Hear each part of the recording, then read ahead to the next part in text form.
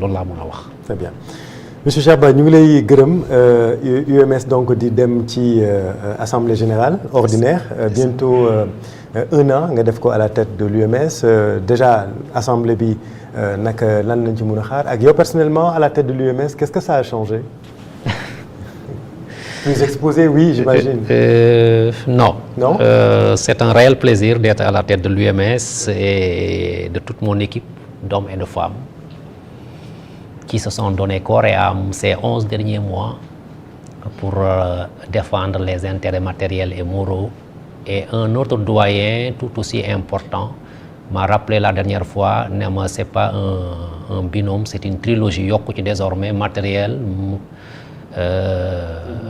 moraux et professionnels.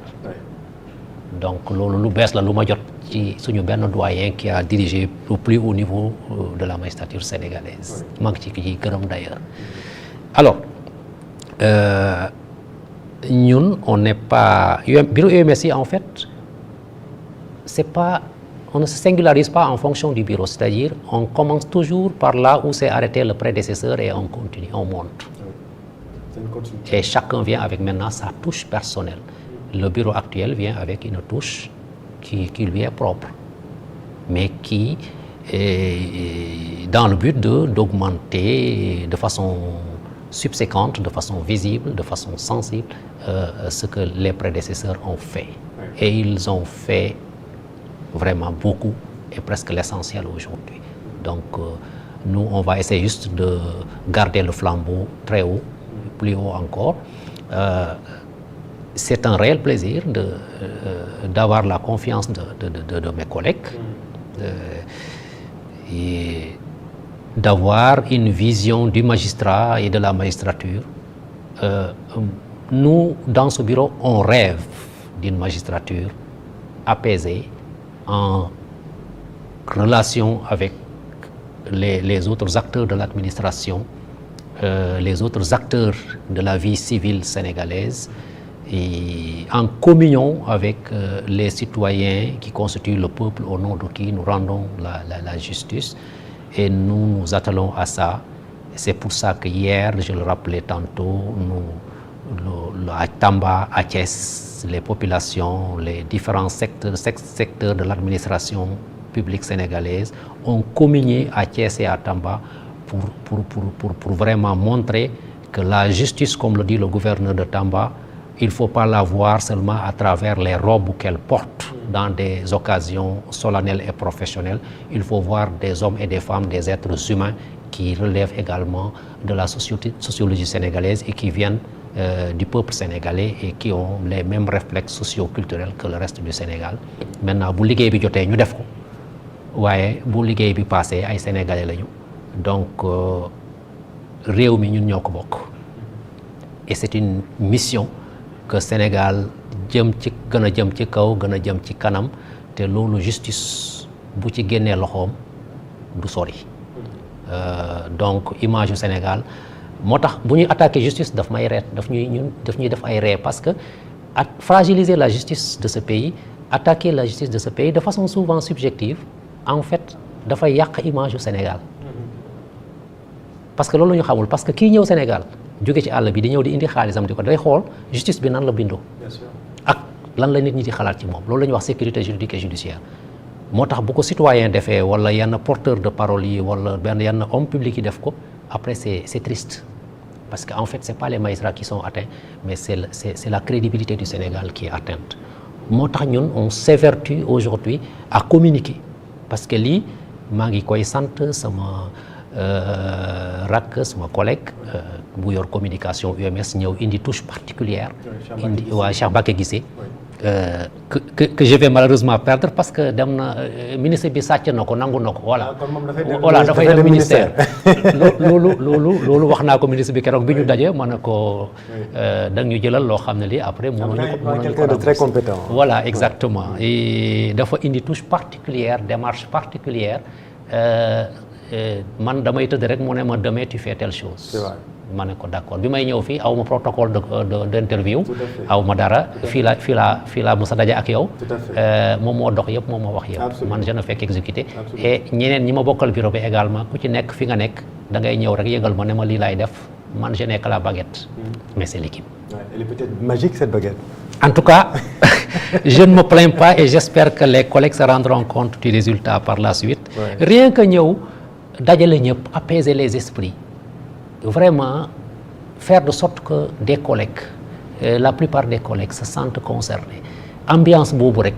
qu'il n'y ait plus de tension de suspicion rien que c'est cette ambiance que j'ai vécue hier à Thiès parce que j'ai tenu personnellement à aller voir ce qui se passe à Thiès. Tamba, mon vice-président, y était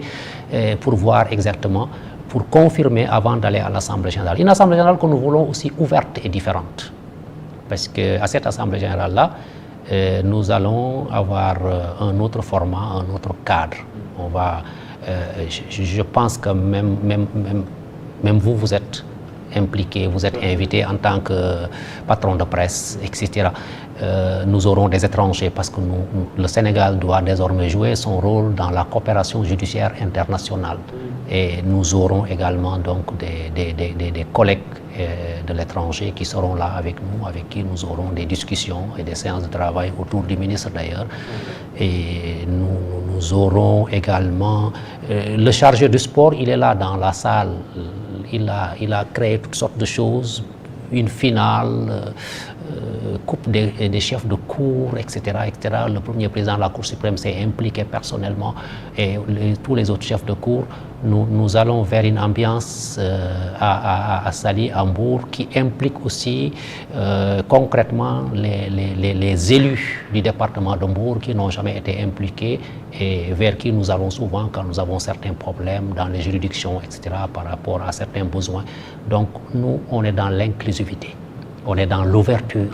mais dans le respect des lois et règlements qui gouvernent notre fonction. Donc vraiment, affaire bi ñun ñëpp ko moom. ku ci nekk na ci jouer na ci dox tànk bi mu ci war a dox te ñu xam ne réew mi bu justice doxee rek réew mi dox. jërëjëf monsieur le président kontaan nañ trop ci ànd bi mënuma ko ñàkk wax am na nag parce que circulaire ministre bi moom la ñu commencé manifestement dañ ko jeexalee parce que am na ko mën naan non kon ministre bi léegi nee na ku mu neex nga leb mais du loolu de parce que loolu foog mu leer parce que buñ ne non bor léegi kenn du ci dugal nit kaso loolu président na nga ko leeral balaa ngay dem. bor vraiment benn bor moo doon yóbbu nit kaso. mooy contrainte par corps. maanaam àtte nañu la ci affaire pénale tëj nañ la nee nañ la na nga fay kii ndàmpaay 3 millions. boo génnee nga génn fayuloo ko affaire recours yëpp jeex na fayuloo borom bor bi day ñëwaat ci procureur ne ko kii. fayuma donc damay def lu ñuy wax contrainte par corps dama koy exécuter buñ ko jàppee dañ koy delloo kaso ci bor bi mu yoreel waa ji benn bor boobu moo doon yóbbu nit kaso bor boobu ci affaire pénale lay jógee contrainte par corps la tudd loolu na féete bor beneen bor lépp jënd ak jaay loolu musul yóbbu nit kaso d'accord bu dul ne dafa dugg am ay rapport ak ay fonds publics comme ci mutuelle yi ak yooyu nga xam ne dañu am participation xaalis public nga ñëw fa nga jël seen xaalis ba pare dem fayuloo leen loolu la procureur dafay intervenir et am na technique bu muy jaar pour intervenir am na yeneen yoo xam ne dañ koy jaarale ci bor ne daf ma lebal mais en réalité fekk escroquerie la wala abus de confiance la loolu aussi du bor c'est-à-dire bu juge bi ak procureur bi bu comprendre loolu juge bi topp ko ci qualification boobu li nga doon woowee bor nekkul bor abus de confiance la wala escroquerie la et cetera te ci affaire xaalis la jóge donc bor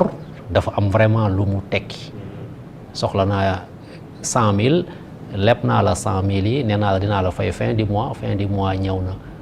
fayuma la mënoo ma ci yóbbu kaso da ngay dem ci juge civil nga def recouvrement ak dommage ak kii ak intérêt yi ci topp yëpp parce que sama comportement baaxul et cetera mais loolu juge civil la voilà loolu wax dëgg yàlla taxul nag ñëpp dem lebi mais parce que ku leb di nga fay te nag naa la wax lenn fayeeku bor moo gën a gaaw yóbbu nit kaso. Ah bon? Ah oui parce que dafa am ay procédures yu ñu simplifier yoo xam ne pour nga recouvrer rapidement ay injonction de payer rapidement gars yi dañ lay buggal nangu sa alal léegi dem tëj say compte donc nag gars yi moytu loolu. Voilà. C'est pas une incitation à l'emprunt hein. Voilà. Merci beaucoup monsieur le président Cheikh Ba président de l'UMS ñuy gërëm vraiment UMS de façon générale bien entendu monsieur Cheikh Mbacké Guissé dama koy tudd parce que comme que moom laa ci doon préparer cette émission